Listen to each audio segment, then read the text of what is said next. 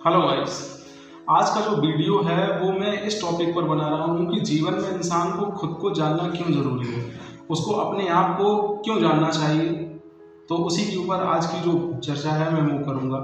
तो इस बात का अगर मैं चर्चा करूँ इस विषय पर, तो जब तक आप स्वयं में अपने अंदर ये नहीं जानेंगे कि आपके अंदर कितनी संभावनाएं हैं, आप क्या क्या कर सकते हैं, आप किस काबिल हैं, अपनी काबिलियत को जब तक आप परखेंगे नहीं, खुद में नहीं जानेंगे, तब तक जीवन में, समाज में, देश के लिए आप अपना बेस्ट नहीं दे सकते। इसको अगर मैं समझाऊं आपको, तो आपने समुद्र मंथन की कथा सुनी होगी। समुद्र मंथन से हमें ये सीखने को मिलता है कि अगर समुद्र मंथन ना हुआ होता तो हमें ये कैसे पता चलता कि समुद्र में जीवन में अमर बना देने वाले अमृत को भी हम प्राप्त कर सकते हैं। वैसे ही हमारी लाइफ है। अगर हम जब तक स्वयं का मंथन नहीं करेंगे, तब तक अपने बारे में बेस्ट कैसे मालूम कर पाएंगे कि हम अपनी ज़िंदगी को अमर कैसे बना सकते हैं। यदि हमें अपनी ज़िंदगी को अमर बनाना है तो अपना मंथन करना पड़ेगा, अपने बारे में विचार करना पड़ेगा, सोचना पड़ेगा कि हमारे अंदर क्या बेस्ट है। अगर मैं इसे दूसरे रूप में आपको समझाना चाहूँ तो इसको हम एजुकेशन से भी जोड़ सकते हैं। एजुकेशन जब हम पढ़ने जाते हैं, एजुकेशन में हम तरह तरह के सब्जेक्ट्स पढ़ते हैं। अलग अलग तरह के सब्जेक्ट्स हमें अलग अलग चीज़ों की जानकारियाँ देते हैं। अगर हम उसमें से एक सब्जेक्ट मैथ का चुनाव करें और मैथ को देखें, तो आपने ये देखा होगा जब हम मैथ पढ़ते हैं तो जो मैथ के कॉन्सेप्ट्स हैं वो सारे कॉन्सेप्ट हमारी ज़िंदगी में काम नहीं आते। वो सारे कॉन्सेप्ट हमारी जो दैनिक जीवन है उसमें काम नहीं आते। हम कभी भी उनका प्रयोग अपने दैनिक जीवन में नहीं करते हैं। लेकिन तब भी क्लास के बढ़ने के साथ साथ हम उन कॉन्सेप्ट में कठिनता पाते हैं, कठिनाई पाते हैं। वो सिर्फ इसलिए होता है क्योंकि ये हमारे दिमाग को खोलता है। जितना दिमाग को खोलने का मतलब क्या है, ये जितना हम कठिन मैथ समझने का प्रयास करने लगेंगे, हमारा दिमाग जो है वो उतना ही ब्रॉड होता जाएगा, उतने ही हमारे सोचने की क्षमता बढ़ती जाएगी, समझने की क्षमता बढ़ती जाएगी।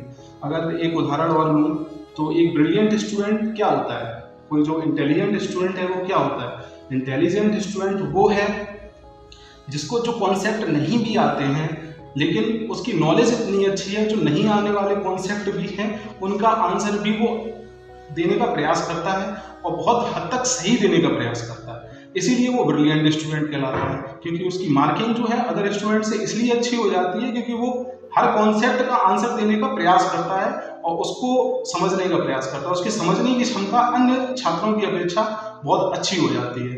तो इसलिए अगर हमें जीवन में सफल होना है, जीवन में अपना बेस्ट देना है, देश के लिए अपना बेस्ट देना है, समाज के लिए अपना बेस्ट देना है, तो सबसे पहले अपने आप को जानने की कोशिश करें, अपने आप को समझने की कोशिश करें। आपके अंदर कितनी संभावनाएं हैं उस चीज़ को जानने की कोशिश करें।